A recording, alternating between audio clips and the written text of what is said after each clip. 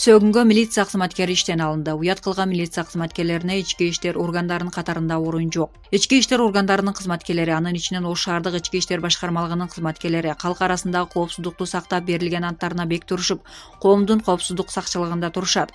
Өзгөчө өлкө аймагында коркунучтуу коронавирус илдетине каршы өлкөгө киргизилген күндөн тартып милиция кызматкерлери элдин саламаттыгы үчүн күнү-түнү аба ырайынын ар кандай шарттарына карабастан оорунун жайылышын алдын алуу үчүн чын дилден кызмат өтөп келишүүдө.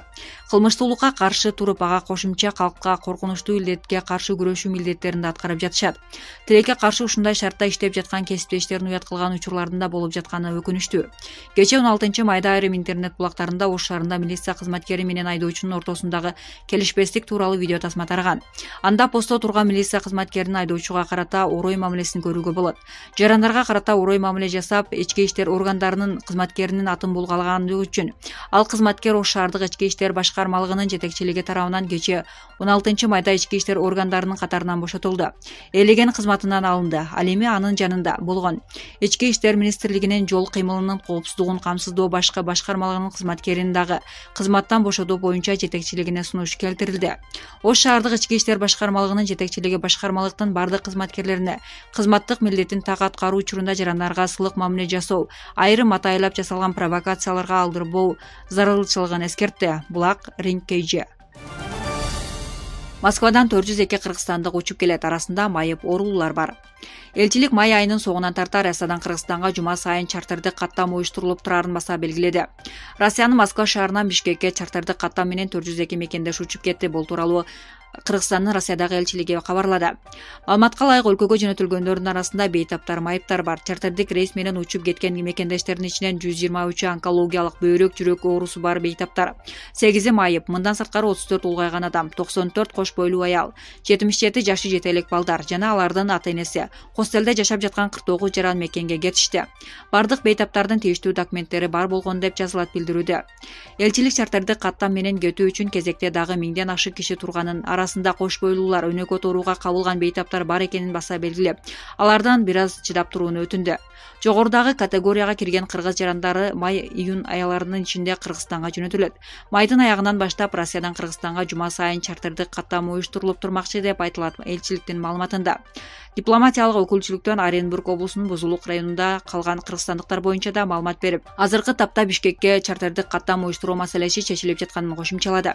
Бул каттам менен 200дөй жаран мекенге жиберилет. Биринчи кезекте тизмеге оорулар, улгайгандар, кош бойлуулар кирет. Азыркы учурда кетчүлөрдүн тизмесин түзүп, түшүндүрүү иштерин жүргүзүү үчүн ал жакка элчиликтен тажрыйбалуу дипломаттар жөнөп кетти деп айтылат билдирүүдө. Өкүлчүлүк Казакстандын чек арасында дагы жабык экенин эскертти. Белгилей кетсек, жакында эле Россиянын Санкт-Петербург шаарынан 312 кыргызстандык алып келинген. Булак Спутник KG. Казакстан менен Кыргызстандын президенттери телефон аркылуу сүйлөштү. Бүгүн 17 майда президент Сооронбай Жээнбеков Казакстандын президенти Касым-Жомарт Токаев менен телефон аркылуу сүйлөштү. Президент соңку өлкөнүн лидерин тоолган күнү менен куттуктап, каалоо тилектерин айтты, деп билдирди өлкө башчынын басма сөз кызматы.